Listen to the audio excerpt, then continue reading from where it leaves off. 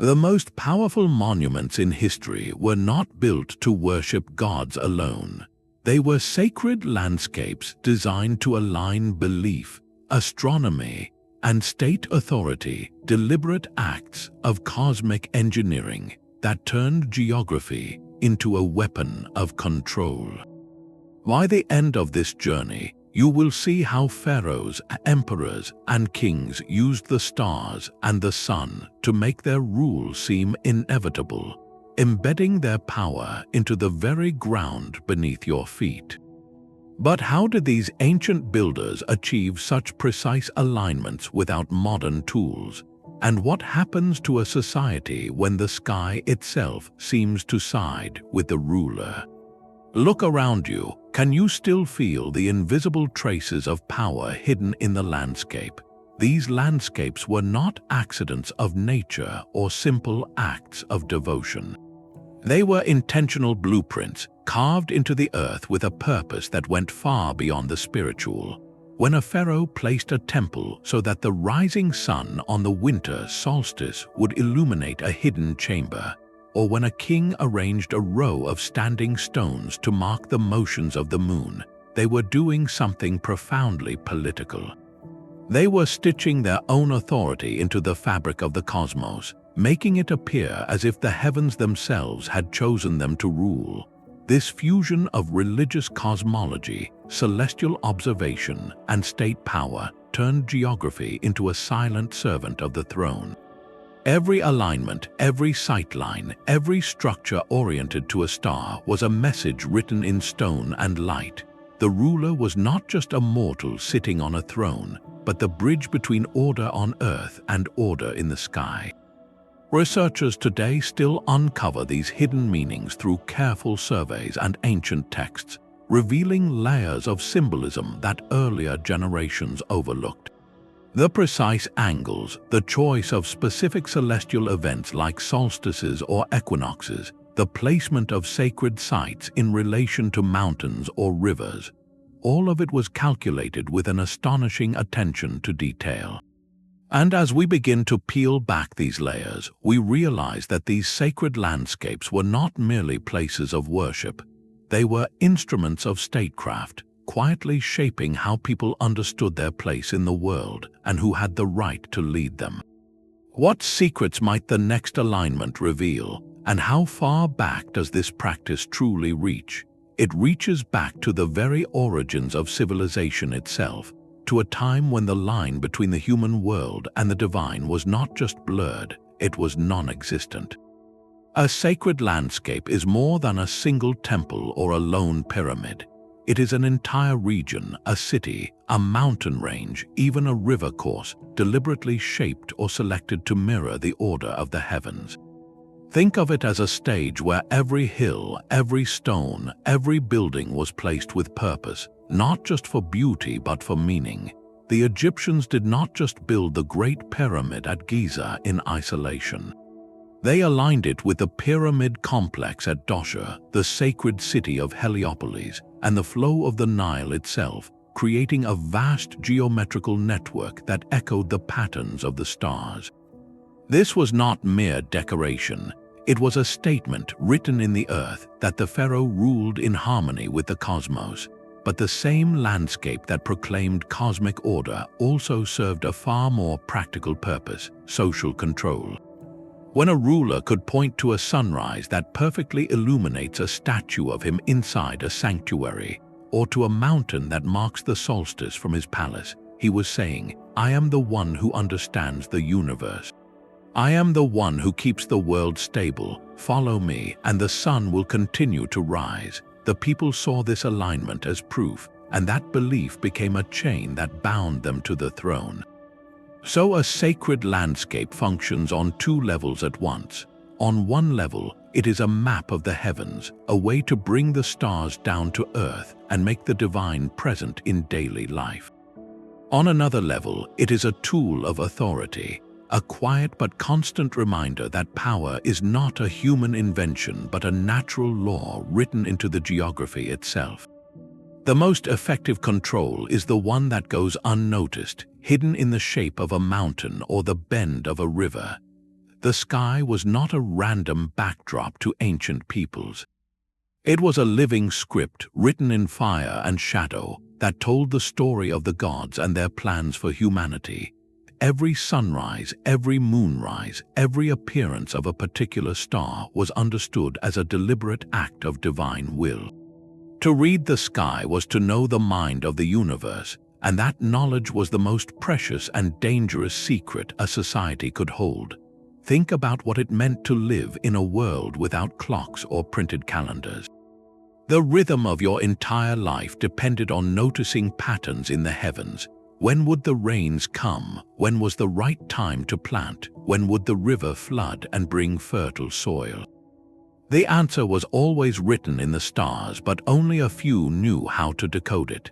These were the priests and the astronomer-astrologers, the ones who spent generations watching the sky, recording its movements, and learning to predict its cycles. They could tell you that the bright star Sirius rising just before the sun meant the Nile was about to swell. They could tell you that the winter solstice was approaching because the sun's shadow had reached a specific mark on a temple wall. They could even predict lunar eclipses, moments of terror and wonder for ordinary people. This knowledge did not come from modern instruments. It came from patient, painstaking observation over centuries. Stone circles, horizon markers, and carefully aligned structures acted as the world's first observatories. The priests would note where the sun rose on the longest day of the year. They would carve notches into rocks to track the moon's complex dance across the sky. They would record the cycles of planets like Venus, which appeared as a morning star and an evening star in a predictable rhythm. And as they gathered this data, they began to see a pattern. The heavens were not chaotic. They were orderly, repeating, and predictable, and this gave the priests an extraordinary power. Because if you could predict an eclipse, you could also claim to cause it. If you knew exactly when the Nile would flood, you could present yourself as the one who called the waters. The calendar itself became a tool of authority. The ruler would declare the beginning of the new year. The priests would announce the correct day for a festival.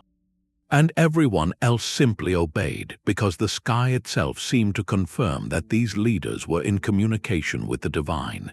This astronomical knowledge was never written down for common eyes.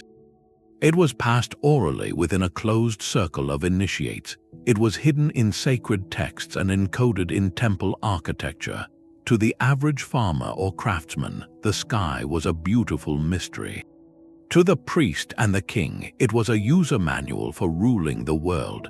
The alignment of a temple to the rising sun on a solstice was not just a religious statement. It was a reminder that the people inside that temple possessed secrets that others did not.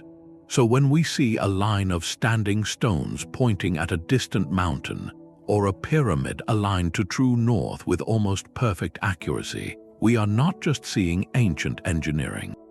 We are seeing a message from the past, a message that says, we understood the universe, and that understanding gave us the right to shape your life. The sky was their map, their clock, and their claim to power all rolled into one. And it was this combination of knowledge and secrecy that laid the foundation for the sacred landscapes we explored earlier. The alignments were not decorative. They were declarations, and they were made possible only because a few people held the keys to the heavens. The stories a society tells about how the world began are never just stories. They are the foundation of everything that follows. They explain who has power, why the sun rises, and what happens after death. And these stories, these myths, were the raw material from which sacred landscapes were built. A temple was not simply a house for a god. It was a replica of the moment of creation itself. Think of the ancient Egyptian belief in the primordial mound that rose from the waters of chaos. Every major Egyptian temple was designed as a miniature version of that mound, a place where order emerged from disorder. The sanctuary at the heart of the temple was the mound. The walls were the waters, the ceiling was the sky painted with stars. The priests moved through these spaces in rituals that reenacted the original act of creation. By entering the temple, you were stepping into the universe as it was at the beginning of time, and who controlled that universe, the pharaoh. He was not just a king. He was the living God who maintained the balance between the waters of chaos and the dry land of order. Every alignment, every hieroglyph carved into the stone, every chamber oriented to a specific star was a statement that the pharaoh understood the cosmic blueprint and was faithful to it. But this idea of the temple as a microcosm was not unique to Egypt. Almost every ancient civilization built its most sacred spaces as maps of the heavens. The Ziggurats of Mesopotamia, those massive stepped towers, were designed as mountains that connected Earth to the sky. Each level represented a celestial body or a realm of the gods. Climbing the ziggurat was a journey upward through the layers of the cosmos, and at the top, the king would perform rituals that secured the favor of the gods for the entire city. The temple was the universe in miniature, and the king was the one who navigated it. Even cities themselves were laid out as microcosms. The ancient Chinese capital of Chang'an was built on a grid that mirrored the stars. The emperor's palace sat at the center, aligned with the pole star, the unmoving point around which the heavens turned. To live in that city was to live in a perfect reflection of the sky above. The emperor was not just a ruler, he was the axis of the world. This was not symbolism for the sake of art. It was a claim to absolute authority, made visible and undeniable. Belief and politics were never separate in these societies. They were the same language. The myths told you that the universe was created in a certain way. The sacred landscape showed you that the ruler was the one who preserved that creation. The creation stories gave the justification. The architecture gave the proof. And because the landscape itself seemed to confirm the stories, questioning the ruler was like questioning the order of the stars. It was unthinkable. So when you look at a temple that is aligned to the solstice, or a city laid out in a perfect square facing the cardinal directions, you are looking at a political document written in stone. The beliefs came first. They shaped the geography, and the geography, in turn, shaped how people understood their place in the world and who deserved to lead them. That fusion of story and stone is one of the most powerful forces in human history, and its echoes are still visible today, if you know where to look. Monumental construction was the ultimate proof of a ruler's power. Building a sacred landscape required more than vision. It demanded the ability to command thousands of workers, to amass enormous quantities of stone, and to sustain a project that might last decades or even generations. A pyramid, a temple complex, or a line of standing stones was not just a spiritual statement. It was a visible display of control over people and resources that no rival could ignore. When a pharaoh ordered the construction of a temple aligned to the solstice, he was not merely honoring a god. He was showing that he could organize an entire society around his will. He could feed, house, and direct an army of laborers. He could transport blocks weighing many tons across rivers and deserts. He could coordinate architects, astronomers, and priests to achieve a precision that still baffles engineers today. The monument itself became a symbol of his reach and his authority, a permanent reminder that he was the one who could make the impossible happen. This control extended beyond building projects into the very fabric of daily life. The same landscape that celebrated cosmic order also enforced social order. The temples and ceremonial centers were often the economic and administrative hearts of ancient states. They stored grain, regulated trade, and distributed resources. Priests and officials worked within their walls, managing the calendar, collecting taxes, and recording the movements of the heavens. To the common person, these sacred spaces were places of awe and reverence, but they were also the centers of governance, the places where decisions were made and rules were enforced. The line between religious ceremony and state administration was intentionally blurred. When you visited a temple for a festival, you were also participating in a ritual of loyalty to the ruler. When you offered grain to the gods, you were supporting the state's economy. And when you watched the king perform a ceremony at the solstice, you were witnessing a public reaffirmation of his right to rule. Rulers understood that a unified population was a stable population. Sacred landscapes helped to create that unity by giving people a shared identity rooted in a common geography and a common set of beliefs. Building a great monument in the heart of a newly conquered territory could transform a foreign region into a familiar part of the empire. The same temple that honored local gods might also incorporate symbols of the ruler's dynasty, weaving together different traditions into a single story. The landscape itself became a tool for integration, connecting distant villages and cities to the central authority through a network of roads, festivals, and alignments that pointed back to the capital. In the Inca Empire, the Ceque system of sacred lines radiating from the capital of Cusco organized both religious practice and social hierarchy. Each line was associated with a noble family and a set of shrines, linking the entire empire to the Sun Temple at the center. By controlling these lines, the emperor controlled the religious calendar, the social obligations of each community, and the flow of offerings that sustained the state. The geography of the Andes became a map of imperial power, written in stones and paths that every subject could see. This was not knowledge pursued for its own sake. The astronomy that guided these alignments was always in service of statecraft. The priests who watched the stars were not free scientists.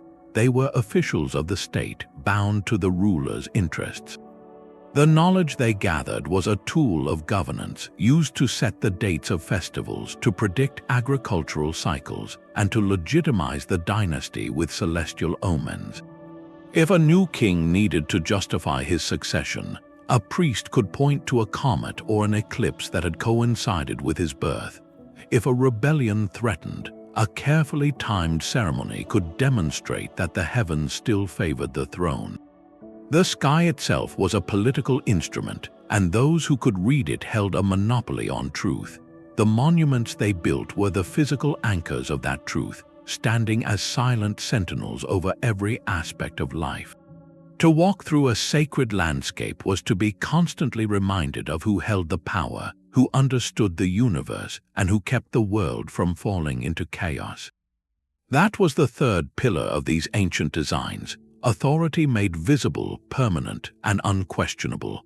And it worked so well that its influence can still be felt in the monuments that dominate our skylines today, even if we no longer read their original meaning. The same techniques appear across continents, suggesting a universal logic. To understand how these sacred landscapes worked, you need to know the building blocks. These were not random placements but deliberate patterns that could be read by anyone who understood the language of stone and sky. The first technique was axial alignment. Builders would line up a temple or a pyramid along a single straight axis that pointed toward a significant celestial event.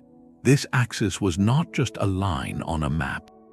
It was a pathway for the sacred. On the morning of the summer solstice, the sun would rise exactly at the end of that axis, flooding the sanctuary with light. Or on the winter solstice, a beam of sunlight would pierce through a narrow doorway to strike a hidden statue.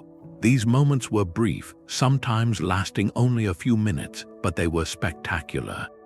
They transformed the architecture into a kind of cosmic clock, one that only the initiated could read. The second principle was cardinal orientation. Many of the most famous ancient structures were aligned to the four cardinal directions: north, south, east, and west. This sounds simple, but achieving true north without a magnetic compass was a remarkable feat. Builders used the stars. In Egypt, they tracked the circumpolar stars that never set, using them as a fixed reference point. A pyramid aligned to true north mirrored the stability of the heavens. It said that the ruler's resting place was as unchanging as the pole star itself. But cardinal orientation was also practical. it helped with calendrical calculations. Knowing exactly where the sun rose on the equinox, when day and night are equal, could mark the change of seasons with precision. The third technique was the use of horizon markers. These were natural features like mountains or notches in the landscape, or artificial ones like standing stones or platforms that served as sightlines. A priest would stand at a specific point and watch the sun rise over a particular peak on the solstice. That moment told him when to declare a festival or when to begin planting.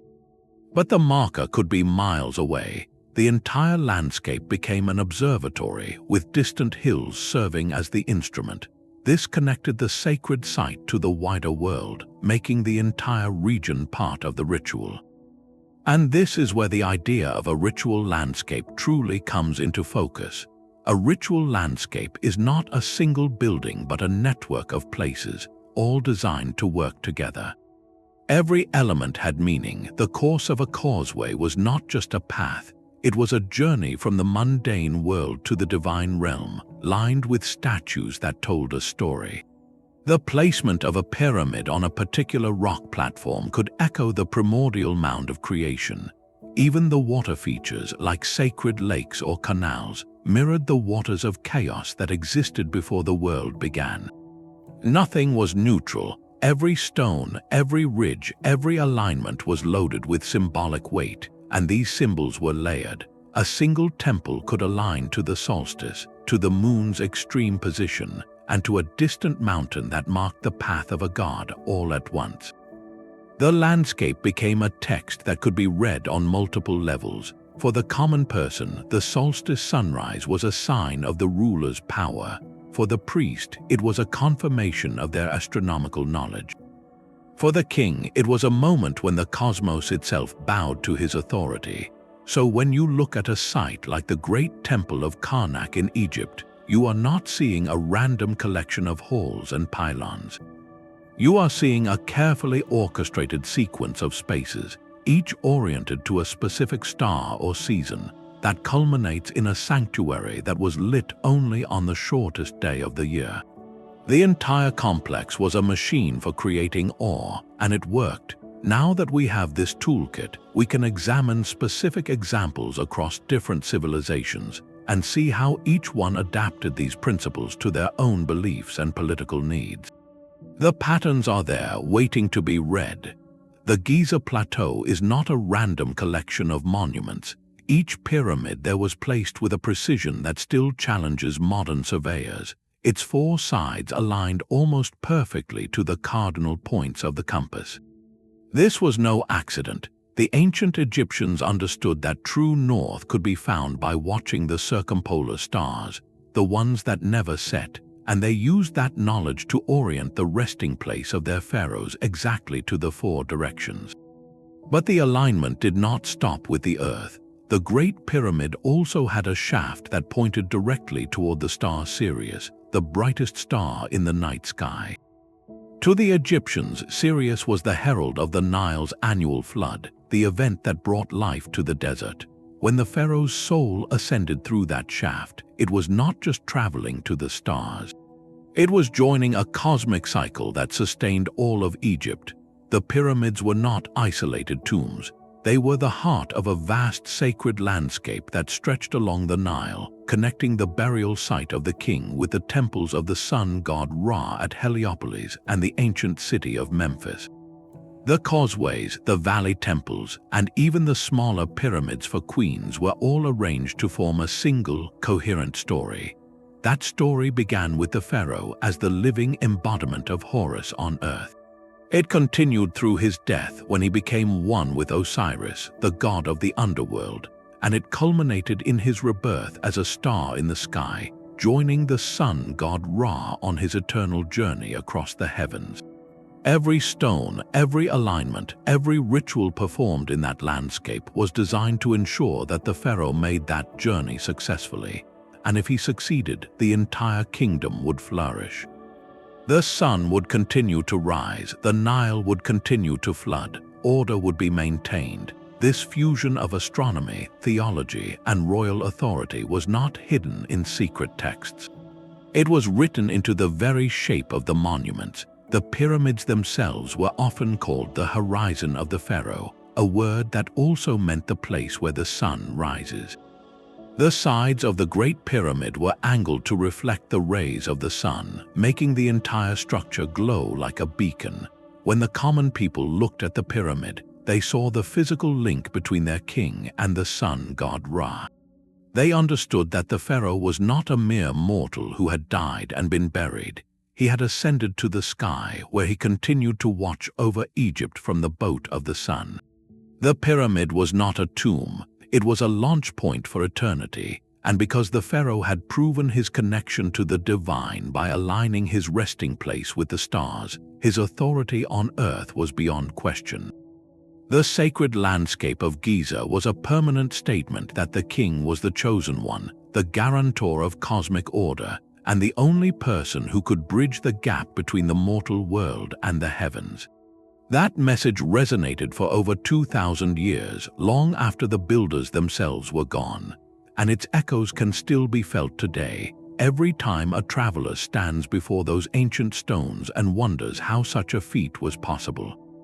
But Egypt was only the beginning. Across the ocean, another civilization was building its own celestial stage. Along the fertile crescent of the Tigris and Euphrates, another kind of stairway reached for the sky. The Ziggurats of Mesopotamia rose in massive stepped platforms, not as burial chambers but as artificial mountains built to bridge the gap between the muddy earth and the realm of the gods. Unlike the smooth pyramids of Egypt, these structures were layered like a wedding cake, each level painted in a different color to represent the celestial bodies that governed the heavens. The base might have been black, symbolizing the underworld, while the top gleamed with blue glazed brick, echoing the vault of the sky.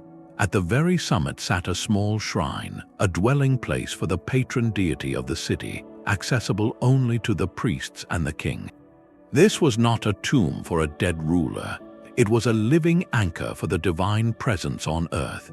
The alignment of these stepped towers was no less precise than the pyramids of Giza. The corners of a ziggurat often faced the cardinal directions, and the entire complex was oriented toward significant celestial events. The rising of the planet Venus, the appearance of the new moon, or the solstices all played a role in determining where each platform would sit. The priests watched the sky from elevated courtyards, tracking the movements of the stars to set the calendar and announce the proper days for planting, harvesting, and festivals.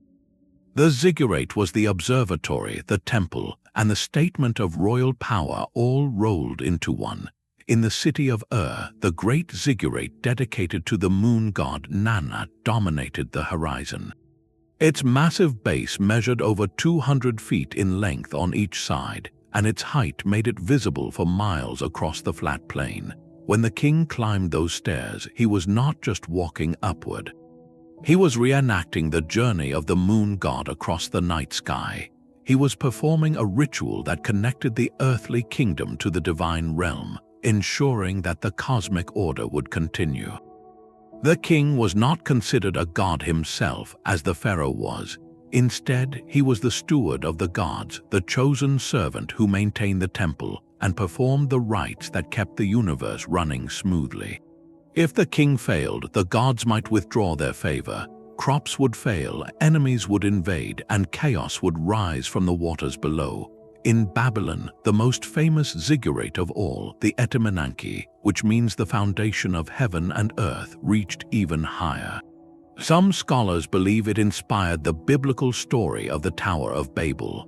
Its 7 stages represented the 7 planets known to the ancients, from the moon to Saturn, and at the top stood a temple where the god Marduk was believed to dwell. The king would enter that shrine on specific holy days alone to receive the divine approval that legitimized his rule. The entire city of Babylon was laid out to mirror the heavens, with the ziggurat as the central axis, the point where the earthly and the cosmic met. So while Egypt used the pyramid as a launch point for the pharaoh's soul, Mesopotamia used the ziggurat as a ladder for the king to meet the gods face to face. Both were expressions of the same idea. The ruler held the keys to the cosmos, and the landscape itself had to reflect that truth. But the steps of the ziggurat were climbable, inviting the king upward, while the sealed chambers of the pyramid kept the pharaoh's journey hidden. One was a public stage for divine stewardship, the other a private ascension to eternal starlight. And yet, beneath these differences, the same profound principle pulsed. The sky was the source of authority, and the monument was its earthly signature. Half a world away, the Chinese built their entire capital city as a mirror of the heavens. In the great Tang dynasty metropolis of Chang'an, the layout was not a random tangle of streets. It was a deliberate grid oriented precisely along a north-south axis that ran straight through the heart of the imperial palace. This axis was not just a road. It was the symbolic spine of the universe, linking the earthly ruler directly to the pole star, the fixed point around which the entire sky turns. The emperor was not called the king or the sovereign. He was called the Son of Heaven, the one mortal who could mediate between the celestial realm and the human world. And that identity was written into every block, every wall, every gate of his city. The principle behind this design was Feng Shui, a system of knowledge that sought to harmonize human structures with the flow of natural energy, or Kai. But at the imperial scale, Feng Shui was not merely about good fortune. It was about cosmic order. The city of Chang'an was laid out with its main streets running north to south and east to west, forming a checkerboard of wards and markets. The imperial palace sat at the northern end of the central axis, facing south. This orientation was crucial. The emperor sat with his back to the north, the direction of the pole star, and looked south toward his subjects. By aligning himself with the unmoving center of the heavens, he claimed a stability that no rebellion could shake. The entire city grid reflected this idea. The main avenue, called the Ziggurats or Vermilion Bird Street, ran from the palace gate straight south for miles. On either side, residential wards were arranged in perfect symmetry. Temples, administrative offices, and markets were placed according to their cosmic significance.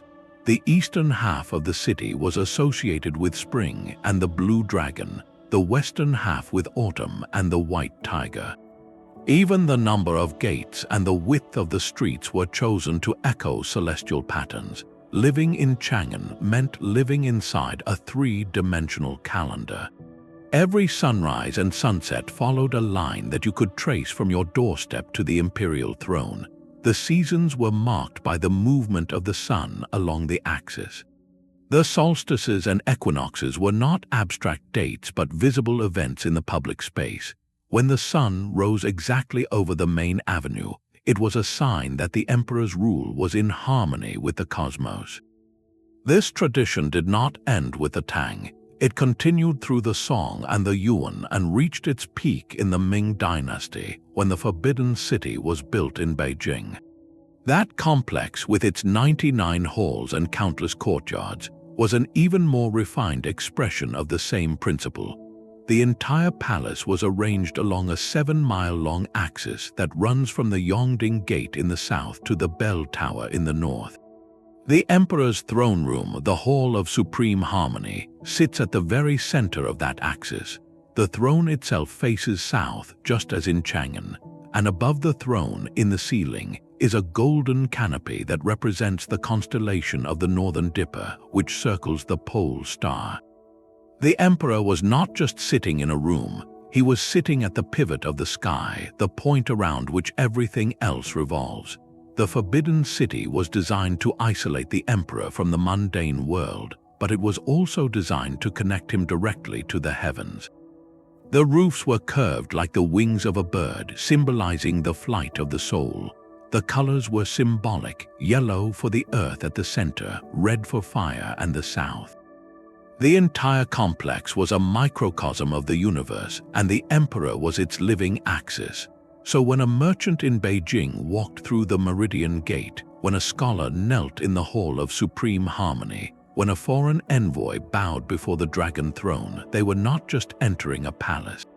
They were entering a celestial diagram made of stone and wood. The emperor's authority did not rest on his army alone.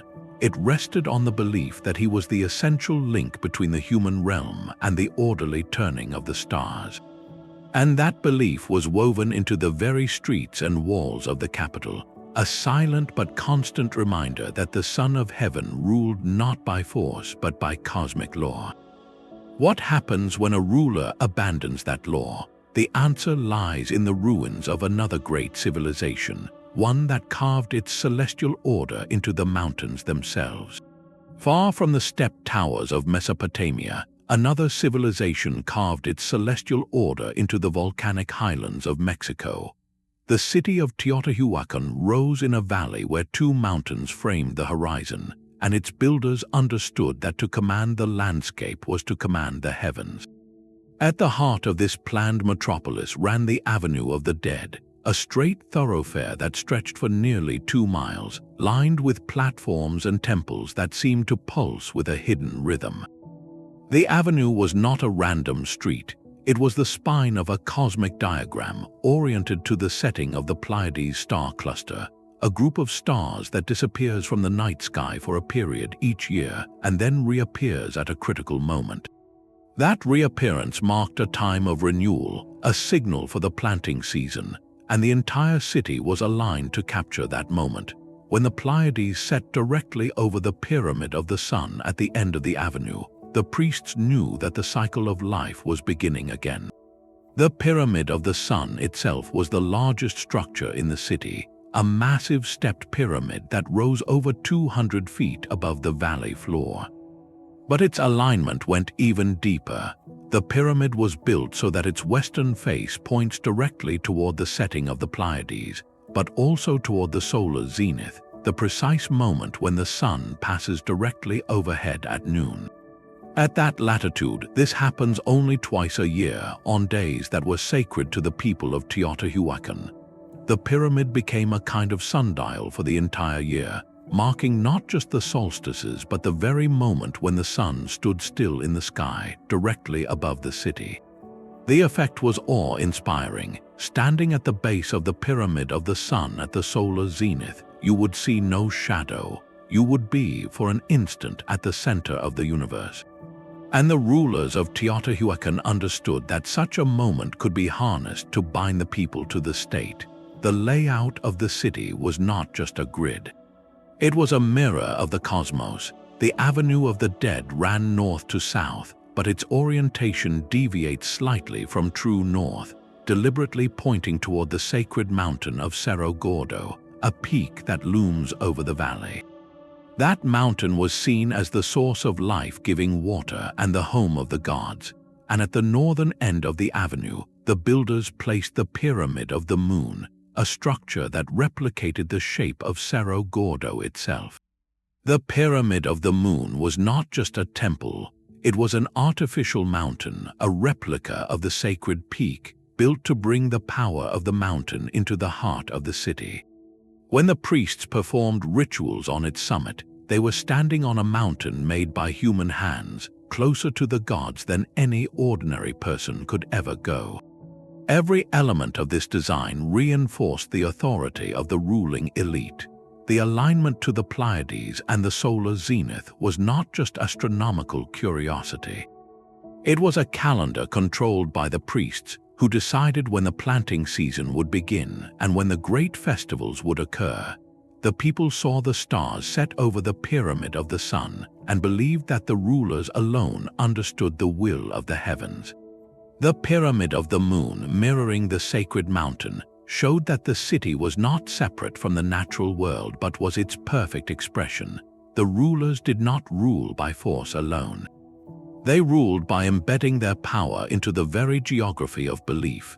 Every walk down the Avenue of the Dead was a reminder that you were moving through a sacred landscape, one where every stone and every shadow had been placed with the heavens in mind.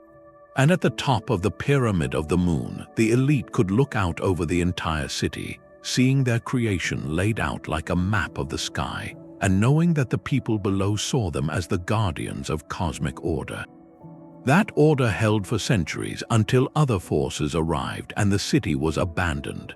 But its message remains carved in stone, a testament to how deeply a civilization can weave its politics into the fabric of the stars. High in the Andes, another civilization carved its authority into the mountains and the stars. The Inca built their capital at Cusco, a city laid out in the shape of a puma, a sacred animal, but its true power lay in what you could not see. From the Temple of the Sun, known as Coricancha, lines radiated outward in every direction, imaginary threads that connected the center of the empire to the surrounding landscape, to the mountains, and to the heavens themselves. This was the Ceque system, a network of 41 lines that mapped the sacred geography of the Inca world. Each line was linked to a specific noble family, a set of shrines, and a celestial event. The priests would watch the sun rise over a particular peak on a particular day, and that alignment would tell them when to plant, when to harvest, and when to hold the great festivals that bound the empire together. At the heart of this system stood the emperor, the Sapa Inca, who was believed to be a direct descendant of the sun god Inti. His authority was not based on conquest alone. It was based on the belief that his bloodline maintained the order of the cosmos. When he performed a ceremony at the solstice, he was not just a king. He was the son of the sun, proving to his subjects that the light would continue to return. The most visible proof of this connection was the Teotihuacan stone, a carved rock pillar found in sacred sites like Machu Picchu. Teotihuacan means the hitching post of the sun. On the winter solstice, the sun would cast a shadow directly over the stone at a specific angle, appearing to tie itself to the earth. The priest would perform a ritual to symbolically tie the sun to the stone, ensuring that it would not wander away and leave the world in darkness. For the ordinary farmer in the valley below, this was not a metaphor. It was a literal act of cosmic maintenance. If the ritual failed, the sun might abandon them, and only the emperor and his priests knew how to perform it correctly. The same principle applied to the entire landscape around Cusco. The mountains themselves were considered sacred beings, and the Ceque lines connected each important peak to the central temple. A line might point to a mountain where the sun rose at the equinox, and a shrine would be built at that point. By controlling the network of lines, the emperor controlled the entire religious calendar. He could declare when the maize harvest would be blessed, when the llamas would be sacrificed, and when the young nobles would undergo their initiation rites. Every family in the empire was linked to a specific Ceque line, and their obligations were tied to the alignment of that line. The system was a perfect fusion of astronomy, geography, and state power. It allowed the emperor to rule with a light touch over a vast territory because the landscape itself enforced the schedule. If a subject missed a festival, they were not just breaking a rule. They were breaking a cosmic agreement, and the emperor, as the sun's descendant, was the only one who could restore that balance. Machu Picchu, perched high on a ridge between two peaks, was the ultimate expression of this philosophy. Its buildings were aligned to the solstices and the equinoxes with incredible precision. The Teotihuacan stone there stands on a platform that catches the first rays of the sun on the winter solstice. The entire site was designed as a retreat for the emperor and his priests, a place where they could observe the heavens without distraction and perform the rituals that kept the empire alive. From that height, the emperor could see the Ceque lines stretching out across the valleys below, invisible but undeniable. He could look at the peaks that marked the sun's path and know that his authority was written into the very shape of the land. And when he descended back to Cusco, the people would see him as the one who had spoken with the sun and returned to bring light to their lives. The sacred landscape of the Inca was not a monument to the past. It was a living system of control, one that used the stars and the mountains to make the emperor's power seem as natural as the sunrise itself.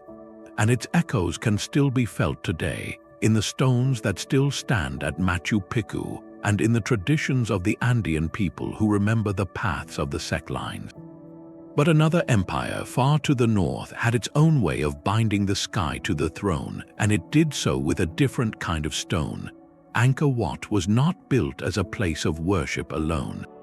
It was built as a physical map of the Hindu universe, carved into the Cambodian jungle with a precision that still humbles modern architects.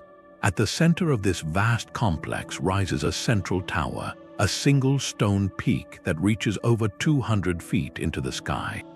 To the Khmer people, that tower was not just a spire. It was Mount Meru, the mythical mountain that stands at the very axis of the cosmos, the point where heaven and earth meet, the unshakable center around which all creation revolves. The entire layout of Angkor Wat mirrored that belief. 5 towers form a quincunx representing the 5 peaks of Mount Meru. The outer moat is the cosmic ocean. The concentric galleries are the mountain ranges that ring the sacred peak. Every wall, every causeway, every gate was arranged to guide the visitor inward, from the mundane world to the divine center. To walk through Angkor Wat was to retrace the journey of the soul from the chaos of earthly life toward the perfect order of the heavens. King Saryavaman II ordered this masterpiece built in the early 12th century. His very name means protector of the sun, and he intended the temple to be both his earthly home and his final resting place, a monument that would identify him forever with the god Vishnu, the preserver of the universe. In Hindu tradition, Vishnu sleeps on the cosmic serpent Ananta, floating on the ocean of milk, dreaming the world into existence. Saryavaman wanted to be seen as Vishnu's earthly counterpart, the one who preserved order in the kingdom just as Vishnu preserved order in the cosmos. So he built his temple to reflect that role. The central tower was aligned precisely to the vernal equinox, the moment when day and night are equal, when balance is restored to the world. Every spring, the sun rises directly over that central spire, illuminating the sanctuary below. It was a public, visible statement that the king was the conduit through which cosmic harmony flowed into Cambodia. But the alignment did more than honor a god. It legitimized a dynasty. Saryavaman was not the first king of his line, but he needed to solidify his authority after a period of internal conflict. By building a temple that mirrored the axis of the universe, he was saying that his rule was not a human accident. It was a cosmic necessity. The temple complex became a kind of clock and a calendar, marking the equinoxes and solstices with its shadow patterns. The priests who read those shadows were part of the king's administration, and the festivals they announced were celebrations of both the gods and the king's power. The landscape itself became a tool for unifying the kingdom, drawing pilgrims from across the region to witness the sunrise over Mount Meru and to pay homage to the god-king who had built it. For centuries after Saryavaman's death, Angkor Wat remained the spiritual heart of the Khmer Empire, a symbol of a ruler who had claimed his place at the center of the universe. Even today, the sun still rises over that central tower on the equinox, and visitors from around the world gather to watch the same alignment that once convinced an entire civilization that their king was chosen by the stars. The stones whisper a story not of conquest but of cosmic belonging, a reminder that the most enduring power is the one that makes you feel you are standing at the center of everything. And that feeling, once planted in the human heart, is nearly impossible to uproot. On the Salisbury Plain, a ring of standing stones still marks the solstice with an accuracy that defies its age. Stonehenge did not appear in isolation. It rose over many centuries, beginning as a simple circular ditch and bank, then evolving into the complex of massive sarsen and bluestone pillars we see today. The people who built it left no written records, but their intentions are carved into the geometry of the stones. The main axis of the monument points directly toward the summer solstice sunrise in one direction, and in the opposite direction toward the winter solstice sunset. On the longest day of the year, the sun rises over the heel stone, a standing pillar outside the circle, and its first rays pour straight into the heart of the monument. On the shortest day, the sun sets in alignment with the same axis, casting long shadows across the central altar stone. These moments were not accidental. They were engineered with a precision that required generations of careful observation. The builders arranged the Sarsen circle in a perfect ring, its 30 uprights each carved with a subtle inward taper that mimics the curve of the sky.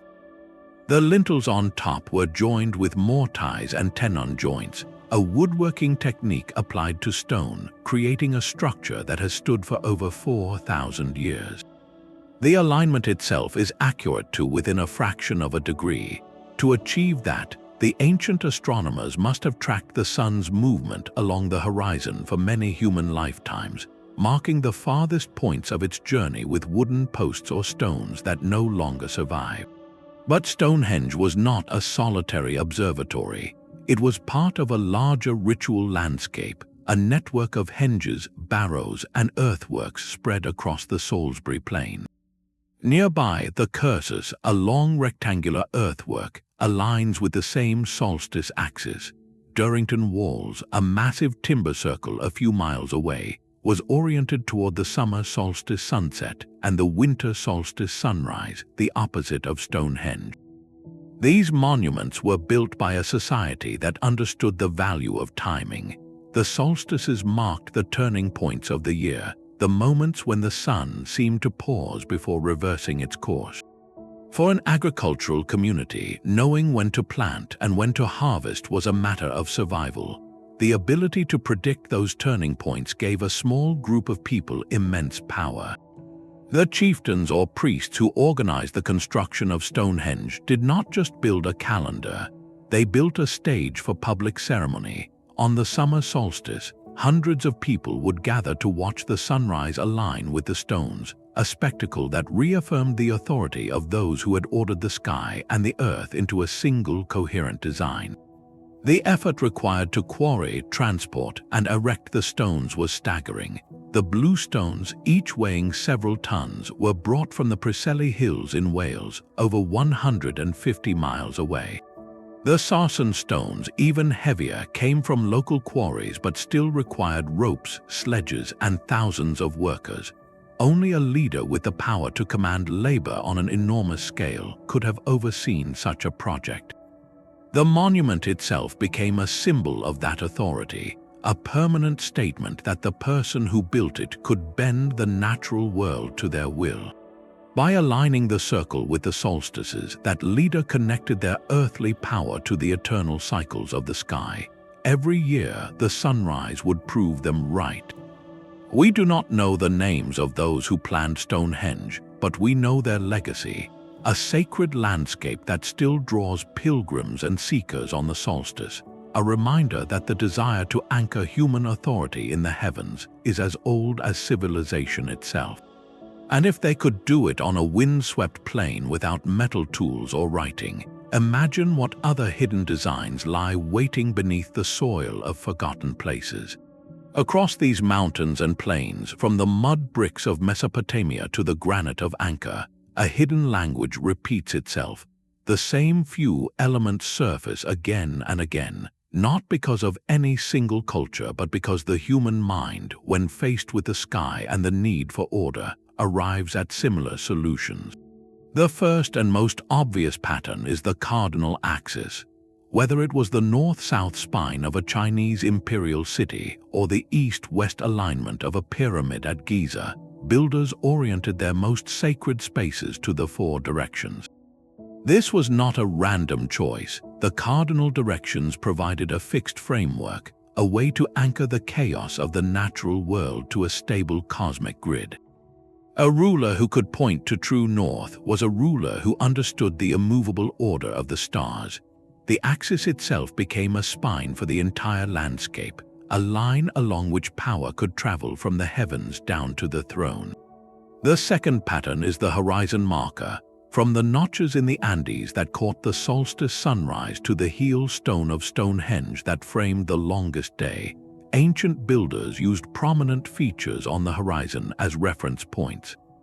These markers could be natural, like a distinctive mountain peak, or artificial, like a standing stone or a pyramid corner. They turned the distant edge of the world into a calendar. A priest standing at a specific spot would watch the sun or a star rise over that marker, and that moment would trigger a festival, a planting season, or a royal ceremony. The horizon became a giant instrument, and controlling it meant controlling time itself. A third recurring element is the artificial mountain. The pyramids of Egypt, the Ziggurats of Mesopotamia, the stepped platforms of Teotihuacan, and the central tower of Angkor Wat all share this form. They rise above the flat plains or valleys, mimicking the sacred peaks where gods were believed to dwell. Climbing one was not just an ascent, it was a journey from the ordinary world into the divine realm. The ruler or priest who stood at the top was literally closer to the heavens, and the people below could see that separation. The mountain shape also worked in reverse. Caves and underground chambers were equally important. In many traditions, the underworld was where the sun traveled at night, or where the ancestors rested. Temples often included dark crypts or hidden rooms that only admitted light on a specific day, a reminder that the cosmos had both visible and hidden sides. Water features appear with surprising consistency. Sacred lakes reflecting pools and canals were not just for decoration. They served as mirrors that reflected the stars and the sun, doubling the sky and making the heavens seem within reach. At Teotihuacan, the river that flows through the valley was realigned to match the axis of the Avenue of the Dead. At Angkor Wat, the massive moat mirrored the cosmic ocean. Water also had a practical function. It could mark the passage of time by the way it caught the light, or it could purify those who entered the sacred space. But more than anything, water created a sense of separation, a boundary between the ordinary world and the sacred realm. And finally, there is the processional way. Nearly every major sacred landscape included a long, straight pathway that led from the outer world to the inner sanctuary. The Avenue of the Dead at Teotihuacan, the causeways of Egypt, the Sphinx-lined route to the temples of Karnak, the long stairs of the Ziggurats, the royal road of the Inca Ceque system. These paths were not shortcuts, they were journeys. Walking them was a ritual in itself, a gradual stripping away of the everyday self, step by step, until the pilgrim arrived at the heart of the cosmos. The processional way was often aligned to a celestial event, so that on the solstice the sun would blaze directly down its length. The effect was overwhelming. The path turned movement into worship, and the ruler who controlled who could walk it and when became the gatekeeper of the sacred. Despite the thousands of miles and centuries that separate these cultures, they all arrived at the same core conclusion. To unite a people under a single ruler, you must first unite the earth with the sky. You must build a landscape that feels inevitable, as natural as the sunrise. And you must embed the ruler's presence into every sunrise, every shadow, every reflection on the water. The specific symbols changed: a dragon here, a serpent there, a sun disk or a moon god. But the underlying grammar remained the same. Belief gave the landscape meaning, astronomy gave it precision, and authority gave it purpose. These three threads were woven together so tightly that pulling on one would unravel the entire fabric. That is why so many of these monuments have survived for millennia. They were not just buildings, they were the physical proof of a contract between the ruler and the universe, a contract that people were taught to honor with their labor, their loyalty, and their lives. And when you understand that pattern, you start to see it everywhere, not just in ancient ruins, but in the very shape of the cities and capitals that came after. The grammar of sacred landscapes did not die. It simply changed its vocabulary. What form did that change take, and how did later rulers adapt the same principles for a new world? A long straight avenue was never just a way to get from one place to another. In the sacred landscapes of the ancient world, The path itself was the message, and the act of walking along it was a ritual that transformed the person who walked. These were not roads for convenience. They were designed corridors of belief, engineered to lead the participant through a carefully orchestrated sequence of spaces, each one pulling them deeper into a story about the cosmos and the ruler who stood at its center. Think of the great causeway that leads from the Nile Valley to the mortuary temple of the pharaoh Hatshepsut. That causeway is not a straight line across flat ground. It climbs through a series of terraces and courtyards, each level representing a different realm of existence. The base is the world of the living. The middle terrace is the transition zone, where the symbols of the underworld appear carved into the walls. The top terrace is the realm of the gods, where the sanctuary sits. Every step upward was a step out of ordinary time and into the eternal present of the myth. The walls of the causeway were lined with reliefs showing the pharaoh making offerings, conquering enemies, and being embraced by the gods. As the priests and the royal party walked that path during a festival, they were not just walking to a temple. They were reenacting the pharaoh's journey from mortal king to divine being. The physical movement through the landscape was a form of learning. It drilled the cosmic hierarchy into the body itself. Your feet felt the incline, your eyes followed the images, your ears heard the chants. By the time you reached the sanctuary, you had been reshaped. You believed without thinking that the pharaoh belonged among the stars. The same principle operated in totally different cultures. At Teotihuacan, the Avenue of the Dead runs for nearly 2 miles straight through the heart of the city. It is lined with platforms and pyramids that seem to pulse with a hidden rhythm. Those platforms were not empty.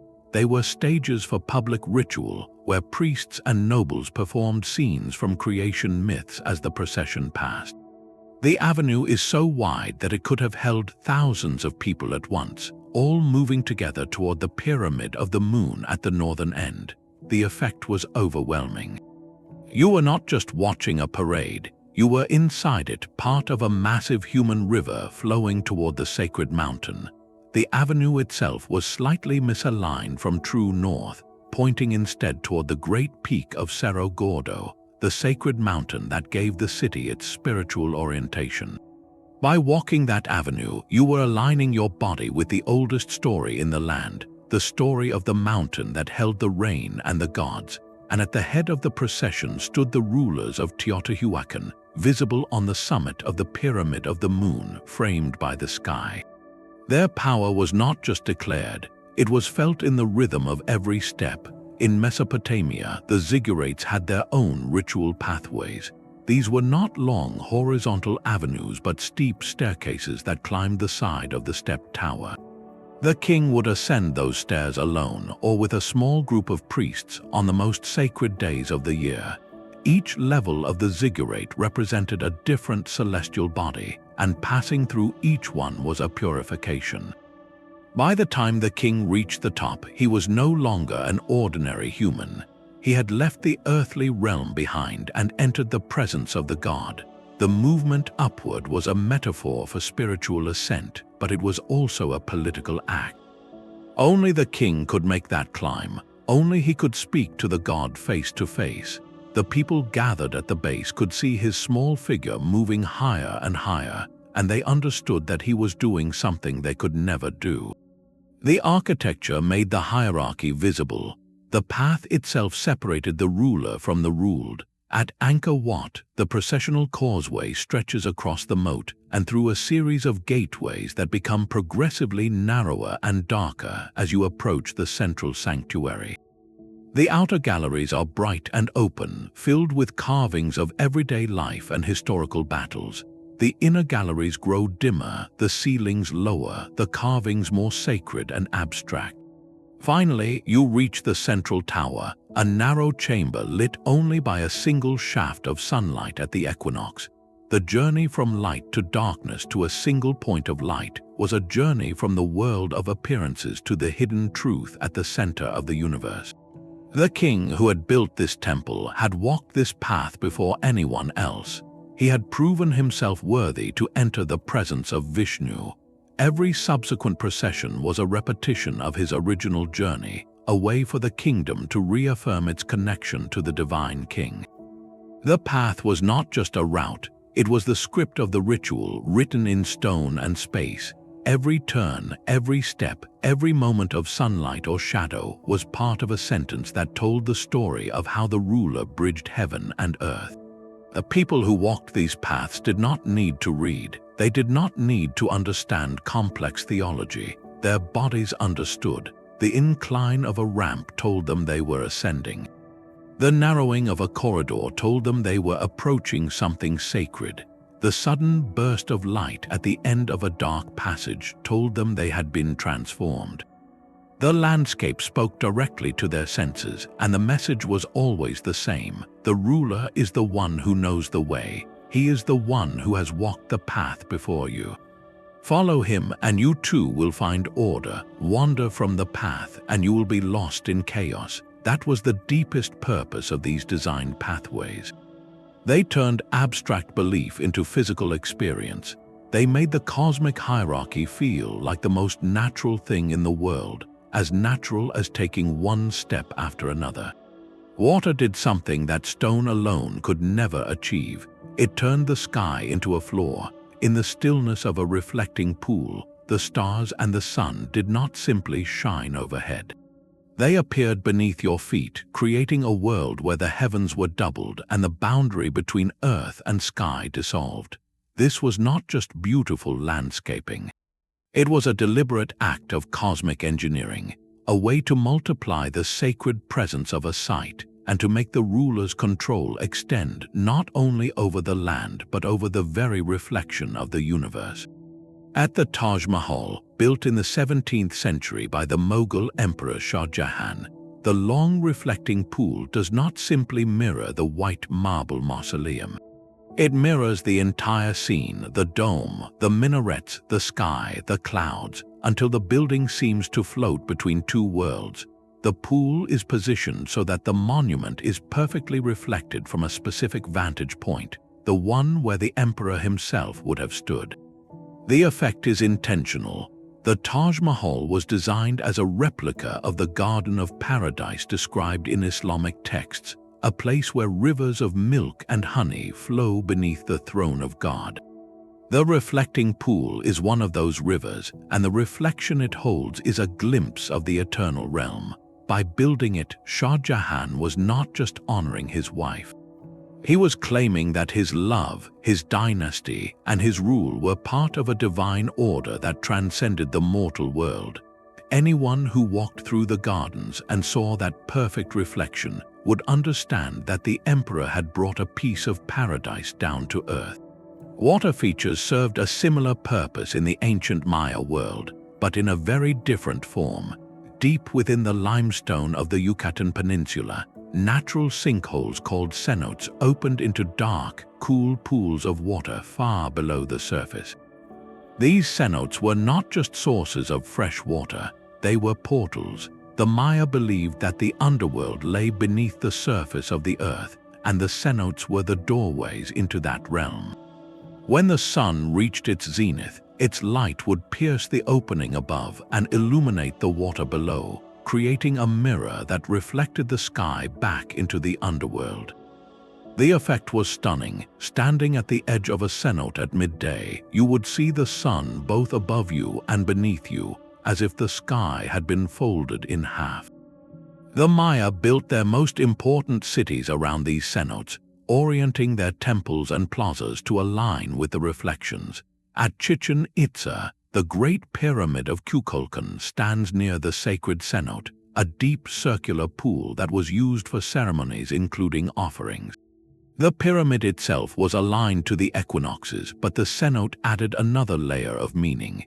When the sun set on the equinox, the shadow of the serpent god would crawl down the pyramid steps, and the water in the cenote would catch the last rays of light, reflecting the serpent into the underworld. The entire landscape became a conversation between above and below, with a ruler positioned at the intersection. Controlling a cenote was not just about controlling water. It was about controlling the connection between the worlds. Only the king and the priests could approach the most sacred cenotes. Only they knew the proper rituals to perform at the reflection. The water itself was a stage for their authority. They could turn a natural feature into a cosmic mirror, and by doing so, they could prove that they alone understood the hidden structure of the universe. In the palaces of ancient Persia, the tradition of the reflecting pool reached an even more refined level. The gardens of Persepolis and Pasargadae were laid out in a grid of stone channels and small basins that carried water from the mountains. These channels were not just for irrigation. They were designed to catch the light of the sun and the moon at specific times of year. On the night of the full moon, the water would glow silver, and the entire garden would seem to float in a sea of light. The king would walk through these gardens, his image reflected in the pools at his feet, surrounded by the stars above and the stars below. It was a performance of cosmic harmony.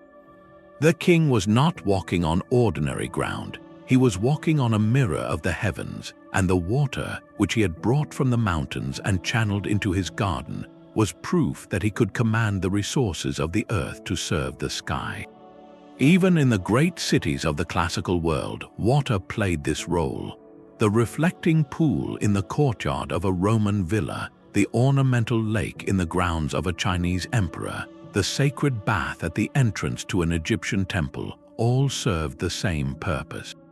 They took the vast and distant sky and brought it down to human scale, making the cosmos feel intimate and controllable. They also served a practical function of cooling the air, providing a source for ritual purification, and demonstrating the ruler's ability to command hydraulic engineering. But the deeper message was always the same. The ruler who could make the stars appear in a pool of water was a ruler who had mastered the heavens. The water became a kind of magic, a way to bring the infinite into the palm of your hand. And when the people saw that reflection, they did not see just a pond. They saw a universe that obeyed the will of the one who built it. That intersection point was never empty. A single figure always stood at the center of the reflection, at the end of the processional way, on the summit of the artificial mountain. The ruler was not the architect of these sacred landscapes. He was their living heart, the one who made the connection between heaven and earth visible and personal. Without him, the alignment was just geometry. With him, it became a covenant written in stone and light. The iconography of every great civilization insisted on this same role. In Egypt, the pharaoh was never shown merely as a powerful man. He was shown in the presence of the gods, receiving the Ankh, the symbol of life, directly from the outstretched hand of the sun god Ra or the falcon-headed Horus. The scene was carved into temple walls again and again, on the very same walls that were aligned to the solstice.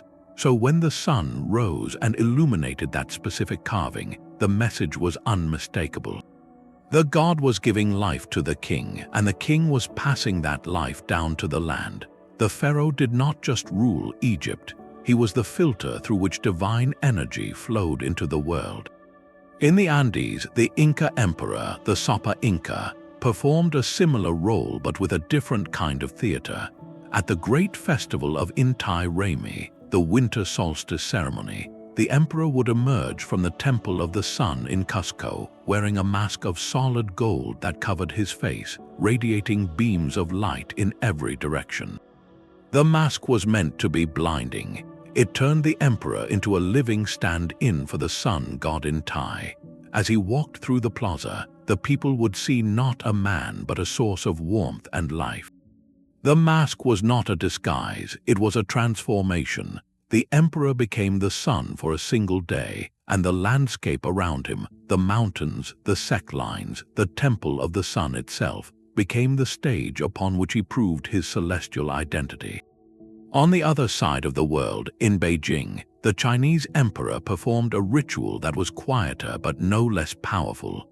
Each year at the winter solstice, he would leave the Forbidden City and travel to the Temple of Heaven, a circular complex of altars and halls designed with an even more precise astronomy than the imperial palace itself. The emperor would fast and pray for 3 days, then walk alone to the top of the circular mound altar, a 3-tiered platform made of white marble. The altar was built so that its uppermost level was exactly 72 feet in diameter, a number with deep cosmic meaning. The emperor, standing at that exposed height, would kneel before a tablet representing the supreme power of heaven, and he would perform the great worship ceremony. He would burn incense and offer silk and jade, asking for a good harvest and the continued stability of the empire. But the performance was not just for heaven. It was for the hundreds of court officials and foreign envoys watching from below. They saw the emperor alone on that circular platform, surrounded by an empty sky, the solitary figure connecting the human world to the divine order. The Temple of Heaven itself was a masterpiece of this philosophy. The main hall was built with a conical blue roof that echoed the vault of the sky, and its wooden pillars were arranged to represent the 12 months and the 12 hours of the day. The entire building was a clock and a calendar, and the emperor was the only person authorized to wind it. When he performed the ceremony, he was not asking heaven for a favor. He was demonstrating that he alone had the right to speak to heaven on behalf of all people. In each of these cases, the sacred landscape was not just a backdrop. It was the essential partner in the performance. The pharaoh could receive the Ankh only in a temple aligned to the rising sun. The Inca emperor could become the sun only on a platform built from stones that mirrored the mountains around him.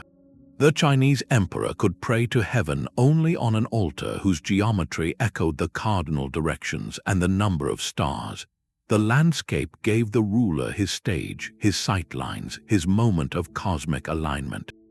And the ruler, in turn, gave the landscape its purpose, its meaning, its breath. Without him, the stones were silent. With him, they told the story of how the universe chose a single person to hold the balance between order and chaos, between the sky above and the earth below. That story was retold every year, every solstice, every equinox, and every time a child was born into the royal line. It was the oldest story in the Book of Power, and it was carved into the earth so deeply that generations of farmers, soldiers, and priests would never forget who stood at the center of everything. The landscape was the script, but the ruler was the voice that spoke it aloud. The solstice did not just mark the longest day, it marked a moment of profound practical control. When a ruler could predict exactly when the sun would pause at its northernmost point, and when that prediction was confirmed by a beam of light striking a hidden chamber in a temple, he was doing more than demonstrating astronomical skill.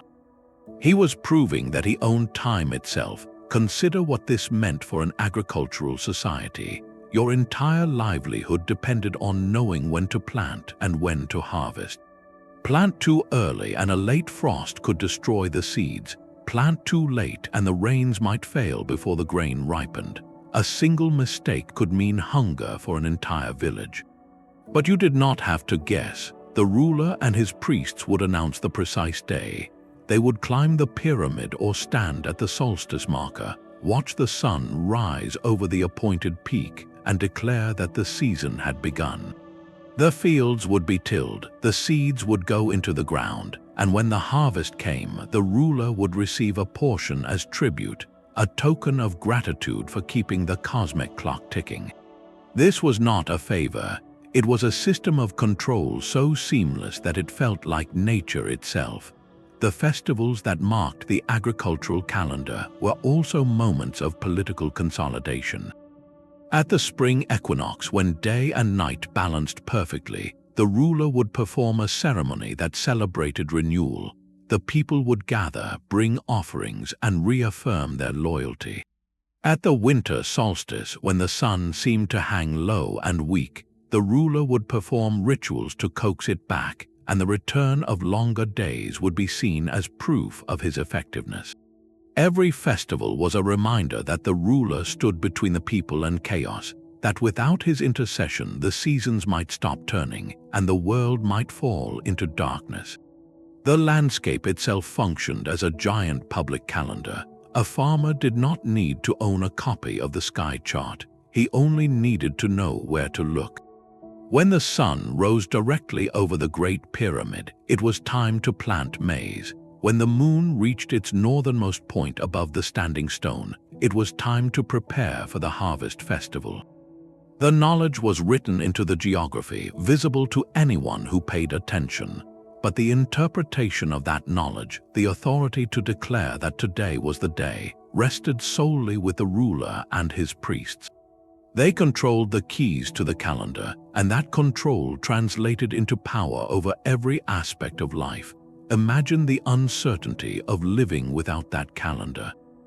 The confusion of not knowing when the river would flood, when the rains would come, when the gods would be pleased or angered. The ruler removed that uncertainty.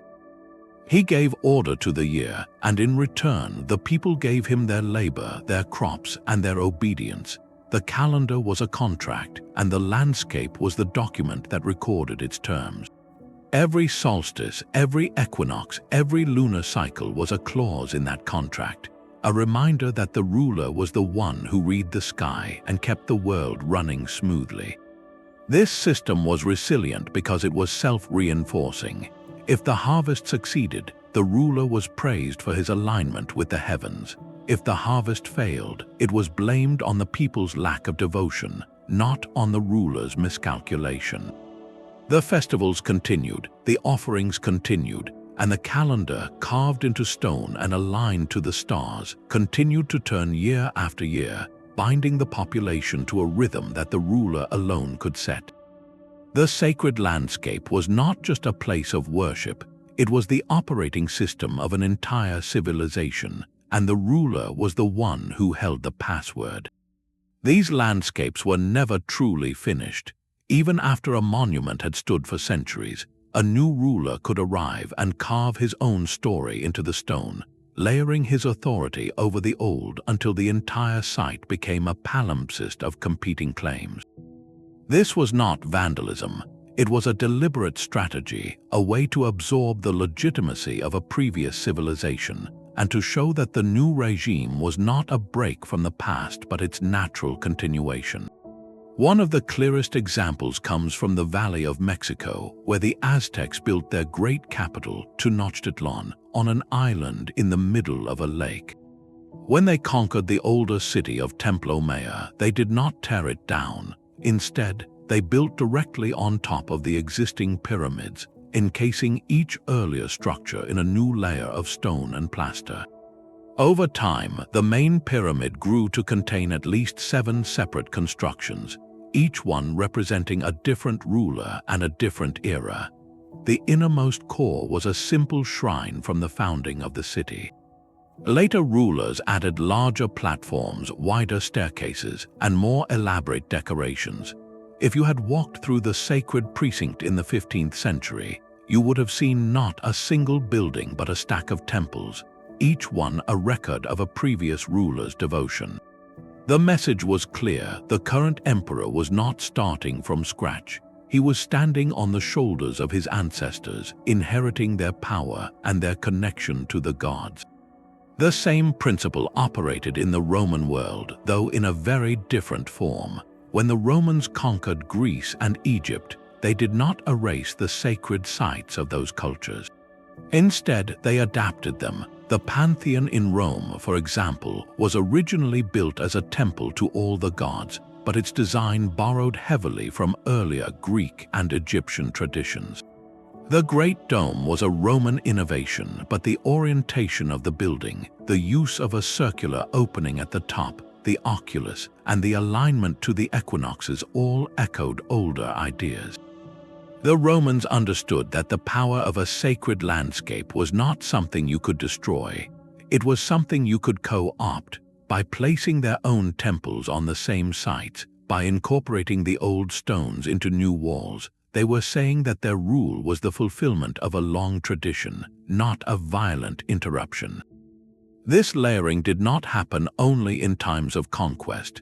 Even within a single dynasty, a new king might add his own wing to a temple or shift the alignment of a processional way to show that he was the one who understood the heavens best. At the Egyptian temple of Karnak, every pharaoh for over 2,000 years added something new.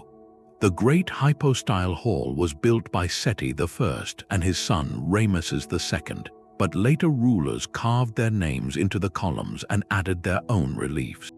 The axis of the temple shifted slightly over the centuries as new gates and pylons were constructed, each one claiming a slightly different orientation to the sun or the stars.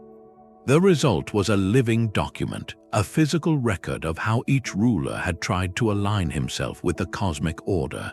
The effect on the people who visited these sites must have been profound. Imagine standing in a plaza where the oldest pyramid had been built 1,000 years before your great-grandparents were born, and then seeing a newer, larger pyramid encasing it, built by the current emperor. The older stones were not hidden. They were visible in the gaps between the new construction, a reminder that the present was built directly on the past. The landscape itself became a history book written in stone, and the latest chapter was always the one that mattered most. This strategy also served a more practical purpose. By building on an existing sacred site, a ruler could avoid the enormous cost and labor of starting from scratch. The older foundations were already aligned to the stars. The older priests already knew the rituals. The older legends already surrounded the place with a halo of wonder. All the new ruler had to do was add his own layer, claiming that the power of the site had always been meant to flow through him. It was a shortcut to legitimacy, and it was used by nearly every great civilization. The message was the same everywhere: I am not a newcomer. I am the one the ancestors were waiting for. And because the landscape itself could be reshaped, the story could always be rewritten. Even today, visitors to sites like Chichen Itza or the Roman Forum can see these layers if they know where to look, a subtle but constant reminder that power is never static. It is always being claimed, always being reinterpreted, and always being built on the foundations of those who came before. These layered monuments required constant attention to remain potent. The stones did not maintain themselves, and the alignments did not stay accurate without human hands to measure, calculate, and renew them. Behind every solstice sunrise that struck a hidden chamber, behind every shadow that fell across a carved serpent, stood a whole class of dedicated specialists whose job was to keep the cosmic machinery running smoothly. They were the priests, the scribes, the astronomers, the keepers of the calendar, the ones who knew the secret language of the sky and the exact rituals needed to keep the ruler's connection to the heavens alive. Without them, the sacred landscape would have fallen silent, its alignments drifting out of sync, its power fading into legend. In ancient Egypt, the priests of the Sun Temple at Heliopolis were known as the servants of Ra. They spent their lives watching the stars, tracking the motion of the sun, and recording their observations on papyrus scrolls that were stored in temple libraries. These were not casual observers. They were trained from childhood in mathematics, geometry, and the cycles of celestial bodies. They knew that the earth was round and that the year had a fraction of a day that required occasional adjustment. They could predict lunar eclipses and the heliacal rising of Sirius, the star that announced the Nile flood, and they were the ones who told the pharaoh when to perform the great ceremonies. Their authority was derived from their accuracy. If they got the date wrong, the solstice sunrise would not strike the altar at the right moment, and the people would see the failure as a sign that the ruler had lost divine favor. So the pressure on these specialists was immense, and their loyalty to the throne was absolute. In Mesopotamia, the astronomers were called the Tupsharu, the tablet writers, because they recorded everything on clay tablets. They worked in the temple complexes, observing the sky from the tops of the ziggurats or from specialized observation platforms. They kept meticulous records of planetary positions, lunar phases, and eclipses, building up a database that spanned generations. This data was not used for scientific curiosity alone. It was used for divination. The movement of Jupiter, the appearance of a comet, the color of the moon on a specific night, all were interpreted as omens that foretold the fate of the king and the kingdom. A favorable omen meant the king could proceed with a military campaign or a building project. An unfavorable omen meant he must perform purification rituals or postpone his plans. The Tapsharu were the ones who read those omens, and their interpretations could make or break a ruler's decisions. They were among the most powerful people in the court, second only to the king and the high priest. But observation and interpretation were only half the task. The physical fabric of the sacred landscape also required constant care. In Mesoamerica, the pyramids were not built of stone alone. They were covered in layers of plaster and painted in bright colors: red, blue, yellow, green. Every few years, the plaster would crack and fade, and the entire surface had to be replastered and repainted. This was not a chore. It was a ritual in itself. The act of covering the old temple with a new layer of plaster was a recreation of the original act of building, a way to renew the temple's power and to reaffirm the current ruler's connection to the gods. The new layer also covered up any damage or wear, presenting the temple as a timeless, perfect structure that had never decayed. In Egypt, temples were repainted with fresh pigments on the reliefs, and the stone was cleaned and repaired. In the Andes, the Inca regularly rebuilt the sacred walls of Cusco, fitting new stones into the existing pattern with the same precise joints that had held for centuries. The act of rebuilding was a statement that the ruler understood the ancient ways and was worthy to carry them forward. These maintenance cycles were tied to the calendar. Often, the replastering or repainting would be scheduled to coincide with a major festival or a solstice, so that the newly renewed temple would be revealed to the people in its full glory at the moment of cosmic alignment. The ruler would attend the ceremony, sometimes placing the first coat of paint or setting the first stone himself. This was a deeply symbolic act. It showed that the ruler was not just the beneficiary of the sacred landscape.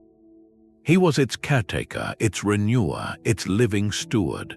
The people who watched the ceremony understood that the ruler was not merely using the landscape for his own benefit. He was serving it, and by serving it, he was serving them. The landscape required constant devotion, and the ruler was the one who gave it. The priests and scribes who kept the records also ensured that the knowledge was passed down. They trained apprentices, wrote manuals, and recited oral traditions that encoded the alignments in stories and songs.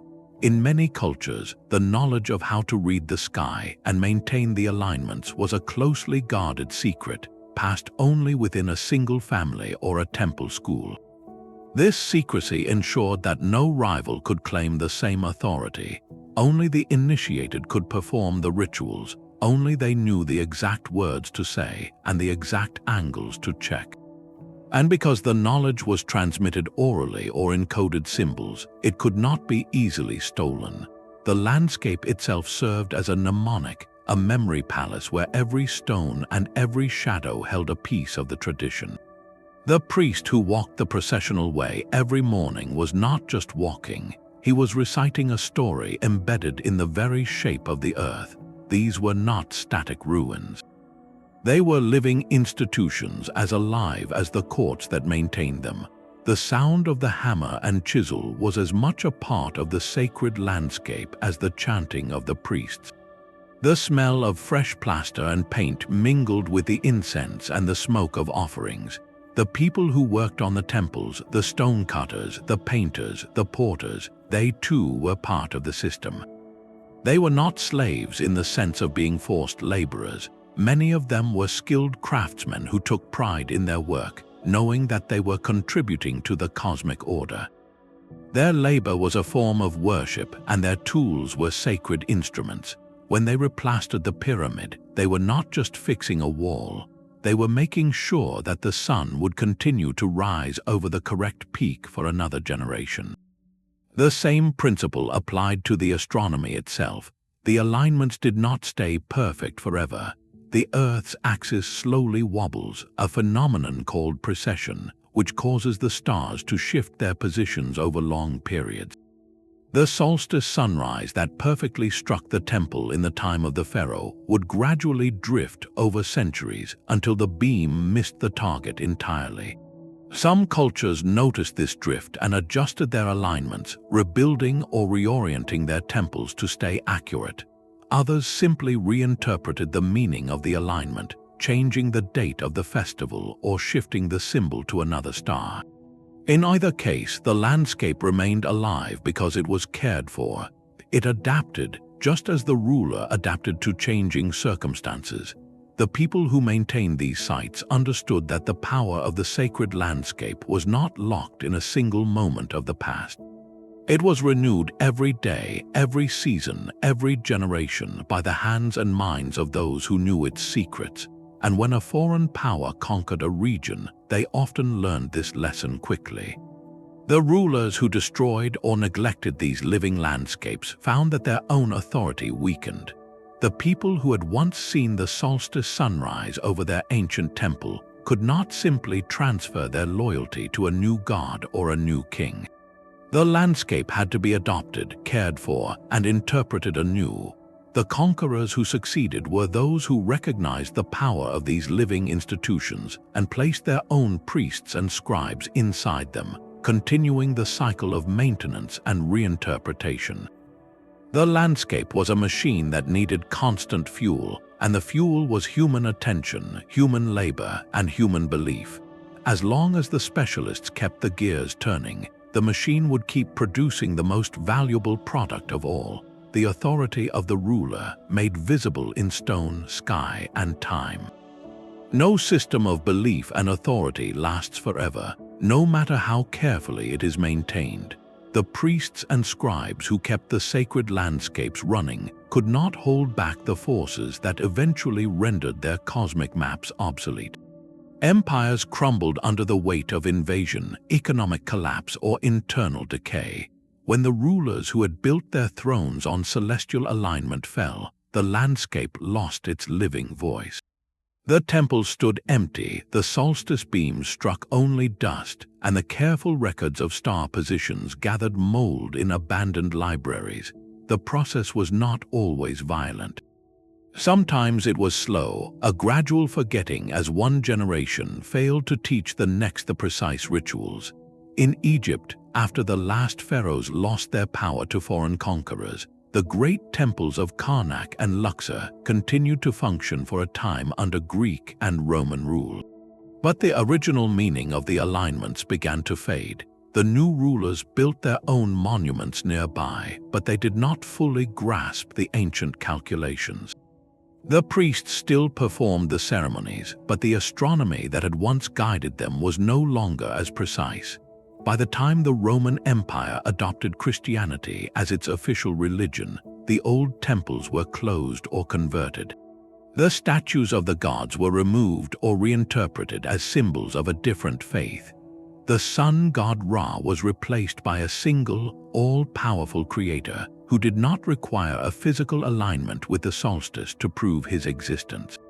The landscape that had once been a living calendar became a curiosity, a remnant of a previous age. The Christianization of pagan sites was not always a destruction. Often it was a transformation. A temple to Jupiter might become a church dedicated to Saint Peter. The stone that had marked the winter solstice sunrise was now the cornerstone of an altar.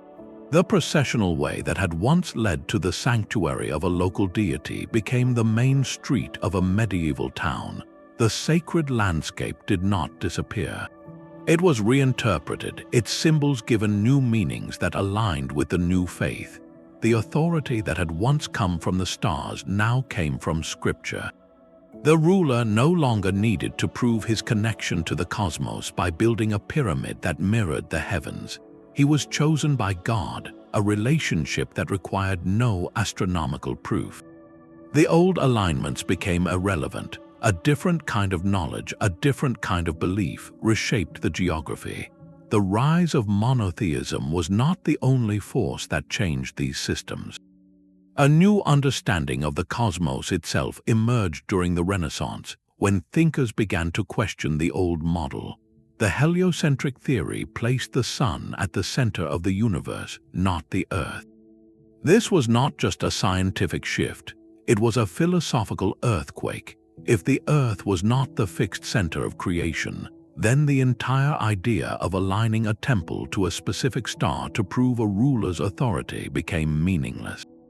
The sky was no longer a divine script written for human eyes. It was a physical system governed by laws that anyone could study. The authority of the astronomer-priest was replaced by the authority of the mathematician and the scientist. The sacred landscape, once the ultimate proof of a ruler's cosmic mandate, became a matter of historical interest rather than living belief. The temples were abandoned or turned into museums. The solstice beams still fell, but no one was watching for the sign. The transition was not a failure of the old systems. It was a transformation of what people believed and how they understood power. The landscape itself remained silent and patient, waiting for a new generation to ask different questions. The rulers who had once stood on the pyramids and ziggurats were long gone, but the stones they left behind still held the memory of a time when the sky was the ultimate source of authority. And as those stones slowly weathered, they held secrets that would not be fully understood again for centuries, until archaeologists and astronomers began to piece together the original meanings. The death of one system gave birth to another, and the echoes of the old alignments can still be felt in the churches, the university observatories, and the calendars we use today. The sacred landscape did not vanish, it simply changed its language. Centuries passed and the stones stood silent, their alignments waiting to be read again. For a long time, travelers and scholars saw only ruins, impressive but empty of meaning.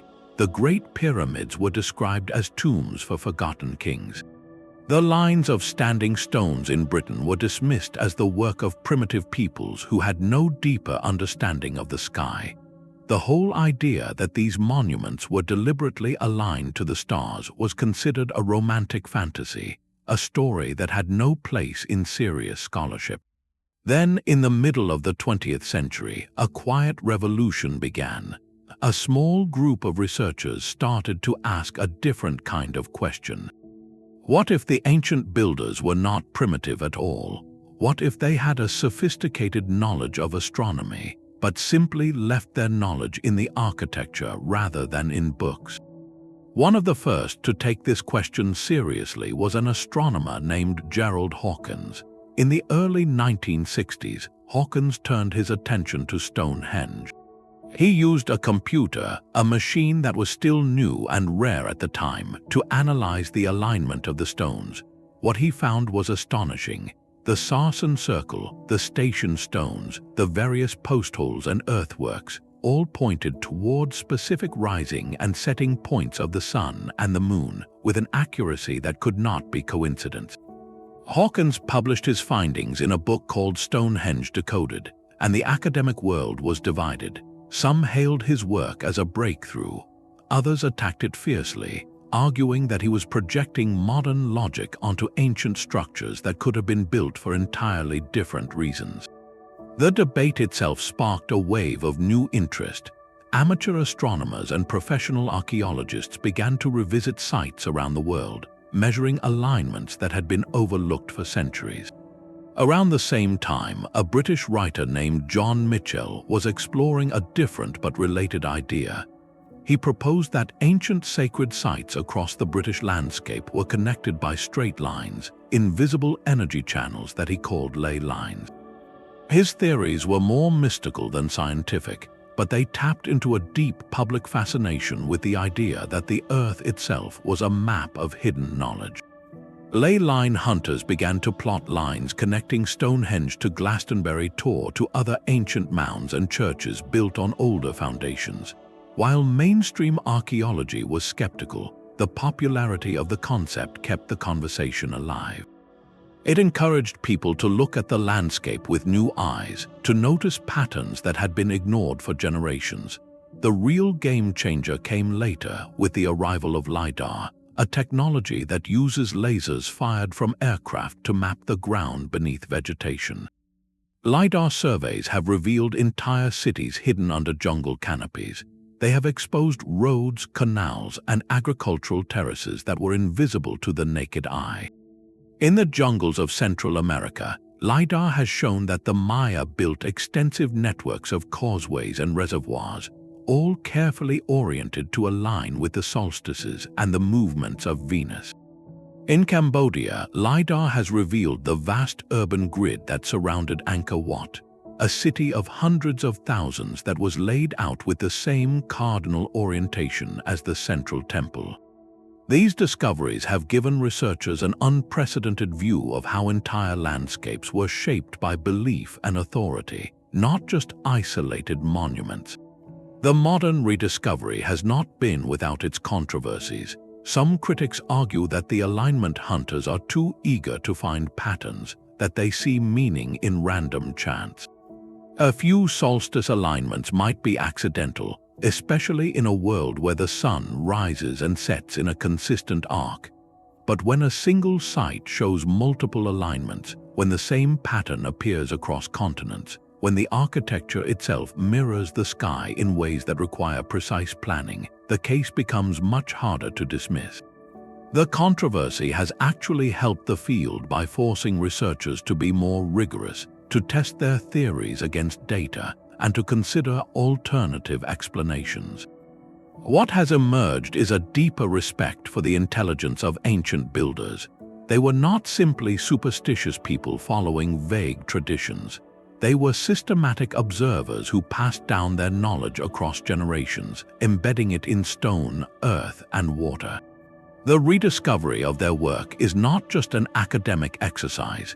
It is a way of listening to voices that have been silent for thousands of years, voices that are only now beginning to speak again through the careful work of archaeologists, astronomers, and historians. The stones are no longer silent. They are being read once more, and the story they tell is far more sophisticated than anyone imagined a century ago. Yet for all the excitement of rediscovery, we must face a humbling truth. The ancient builders left us no instruction manuals. No single document explains why a specific stone was placed at a specific angle or what ritual was performed on a specific solstice. The voices that once animated these landscapes have fallen silent, and we are left with only the stones themselves, mute witnesses to a world we can never fully enter. The loss is staggering. In Egypt, the Great Library of Alexandria held scrolls that might have described the astronomical basis of temple alignments, but those scrolls were destroyed by fire and time. In Mesopotamia, the clay tablets that survive are often broken or incomplete, leaving gaps in the celestial records that the priests once kept. In the Americas, the Spanish conquistadors burned countless codices, erasing entire libraries of astronomical and ritual knowledge. What remains is a whisper, a fragment of a conversation that spanned millennia. We can look at a pyramid and measure its alignment to within a fraction of a degree. We can use modern astronomical software to calculate where the sun rose on the summer solstice in the year 2000 before the Common Era. But we cannot know for certain whether the builders intended that exact alignment, or whether the alignment we see today was corrected over centuries, or whether it was simply a happy accident of a broader design. The sky itself has shifted. The Earth's axis wobbles slowly, changing the positions of the stars and the rising points of the sun over long periods. A temple built to align with the bright star Sirius in the time of the pharaohs now points to a slightly different point in the sky. To reconstruct the original alignment, we must use computer models that simulate the ancient sky, but those models rely on assumptions about the exact dates of construction, the precision of the builders, and the exact horizon they saw from their vantage point. A small error in any of these assumptions can shift the alignment by several degrees, enough to change the interpretation entirely. This uncertainty does not mean we should give up. It means we must be humble. Every alignment we claim must be tested against multiple lines of evidence: the archaeology of the site, the written records that do survive, the oral traditions of descendant communities, and the statistical probability that the alignment is not random. Even then, we must admit that we are working with probabilities, not certainties. A single site might show 2 or 3 plausible alignments, and we may never know which one was truly intended. The greatest risk we face is projection. It is all too easy to look at a circle of standing stones and see our own fascination with astronomy, forgetting that the builders might have been motivated by something entirely different. They might have seen the solstice sunrise not as a scientific event but as the physical manifestation of a deity. They might have chosen the alignment because it echoed a mythic story, not because they were calculating angles. They might have been guided by dream visions, by the shape of the land, by the movement of animals, or by traditions that we have no way of understanding. When we impose our own rational framework onto their world, we risk flattening their experience into a pale copy of our own. Modern methods give us powerful tools, but they have limits too. Geophysical surveys can reveal buried structures, but they cannot tell us why those structures were built. Astronomical software can calculate star positions, but it cannot tell us which stars mattered to the people who watched them. Even the most sophisticated LiDAR scan cannot capture the smell of incense or the sound of chanting that once filled these spaces. The scientific approach must be paired with a deep respect for the cultural context, for the possibility that the people who built these landscapes lived in a world where the boundaries between the physical and the spiritual were not sharp, where every stone held a story, and where the sky was not a map to be measured but a living presence to be spoken with. This is the true challenge. To understand a sacred landscape, we must resist the urge to simplify. We must accept that multiple layers of meaning can coexist, that a single alignment might have served both a practical calendar function and a profound spiritual purpose. We must listen to the stones without forcing them to speak our language, and we must remain open to the possibility that some of their secrets will never be fully recovered. That mystery itself is part of the power these places still hold over us, a reminder that the past is not a puzzle to be solved, but a conversation we are only beginning to join. The same principles did not vanish with the fall of empires. They simply put on new clothes, exchanged the priest's robe for the courtier's wig, and the astronomer's tablet for the architect's blueprint. The sacred landscape as a tool of authority proved too powerful to abandon. When the old gods lost their hold, the new rulers inherited the geometry. Consider the gardens of Versailles, built by King Louis XIV in the late 17th century. They are not a random collection of flowerbeds and fountains. They are a vast, ordered landscape designed to radiate power from a single point. The central axis of the palace extends for miles through the parks, along the Grand Canal, and out to the horizon. Every alley, every hedge, every statue is aligned to that axis. At the far end, the sun sets directly along the canal on certain days, an effect that Louis himself undoubtedly appreciated. He was known as the Sun King, and his palace was the center of his universe. The gardens were not meant to imitate nature in its wild state. They were meant to show that the king, like a god, could impose order on the earth itself. The alignment was not to the solstice but to the king's own daily path. The geometry was not astronomical in the ancient sense, but it served the same purpose. It made the ruler's authority visible and inevitable. The National Mall in Washington, D.C. is a different kind of sacred landscape, but its roots reach back to the same principles. The city was planned by Pierre L'Enfant in the late 18th century, a time when the new American Republic was consciously rejecting the monarchies of Europe. Yet Elephant designed the capital with a grand axial avenue, the Mall, stretching from the Capitol building to the Washington Monument and aligned almost due east and west. The Capitol itself sits on a hill dominating the vista. The monument to the first president rises as a slender obelisk, an ancient Egyptian symbol of power at the center of the cross-axis. The entire layout is a statement of secular authority, not divine right, but the language is unmistakable. The rulers of the Republic placed their most sacred institutions at the intersection of cosmic lines. The alignment to the cardinal directions and the careful framing of sight lines are the same techniques used by the pharaohs. The message is simply updated. Not the sun god, but the people are the source of power. The principle persists even in the most unexpected places.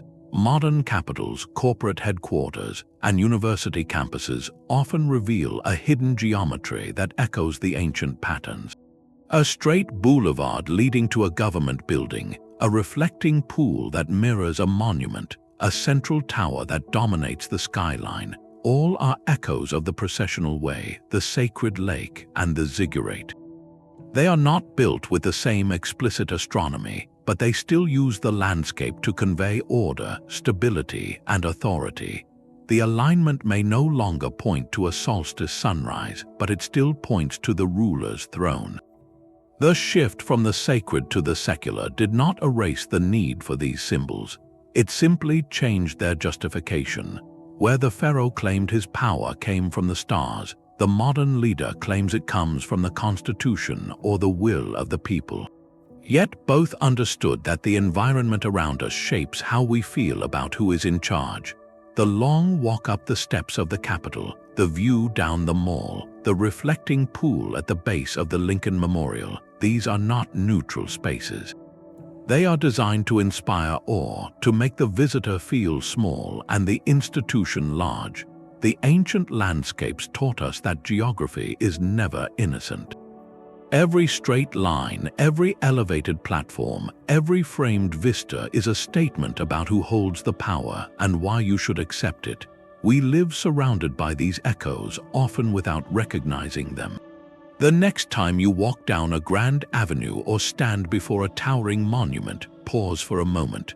Look at the alignment of the buildings, the line of the horizon, the way the light falls at a particular hour. You might be standing in a sacred landscape that has been speaking the same language for 5,000 years. That language is still spoken if you know how to listen.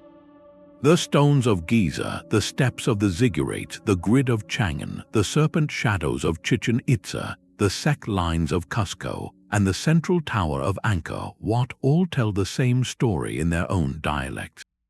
They are not relics of a bygone age. They are living documents of a universal human impulse, the need to anchor authority in something larger than ourselves. Every civilization we have explored, from the banks of the Nile to the highlands of the Andes, arrived at the same profound insight. To rule effectively, you must make your power feel inevitable, as natural as the sunrise. And there is no better way to do that than to align your throne with the turning of the heavens. The architects of these landscapes understood something that we, with all our modern technology, still struggle to grasp. Belief is not separate from politics. Astronomy is not separate from statecraft. Geography is not neutral ground. When you carve a temple into the side of a mountain so that the solstice light strikes a hidden statue, you are not just building a place of worship. You are writing a constitution in stone, a constitution that declares the ruler to be the chosen intermediary between the sky and the people. The ingenuity behind these designs is breathtaking. Without computers, without telescopes, without written coordinates, the ancient builders achieved alignments that modern engineers can only replicate with laser-guided tools. They tracked the slow dance of the stars across centuries. They moved blocks weighing many tons over impossible distances. They organized labor on a scale that rivals any modern construction project. And they did it all to create a single, unforgettable moment, the instant when the sun, the moon, or a particular star appeared to bow to the will of the king. That moment was the proof. It required no argument, no text, no persuasion. It was visible to everyone who gathered to watch, and it happened every year with a reliability that seemed to come from the universe itself. The human need to anchor authority in the cosmos did not end with the fall of the pharaohs. It simply transformed. The parliaments and capitals of today still use the same grammar of axes, sight lines, and symbolic centers. The difference is that we no longer read the sky to validate our leaders. We read the poles, the constitutions, and the historical narratives.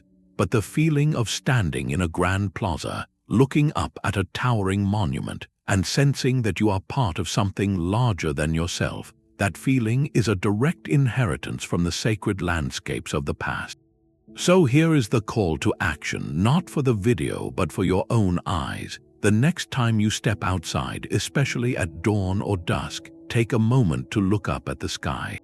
Notice where the sun rises and sets in relation to the buildings around you. Notice the lines of the streets, the orientation of the monuments, the way the light falls on a particular statue or government building. You might be standing on a forgotten alignment, a ghost of the ancient intention that still shapes your world. The ground beneath your feet may carry the echo of a ruler who once claimed to hold the keys to the heavens. And if you find yourself curious about what other secrets the landscape holds, that is where the deeper journey begins. If this video has changed the way you see the world around you, let us know in the comments. Share your own observations of alignments or sacred spaces you have encountered. And if you want to continue exploring history's hidden designs, the patterns that still shape our cities and our beliefs, hit that subscribe button. The stones have more stories to tell, and we are only just learning to listen.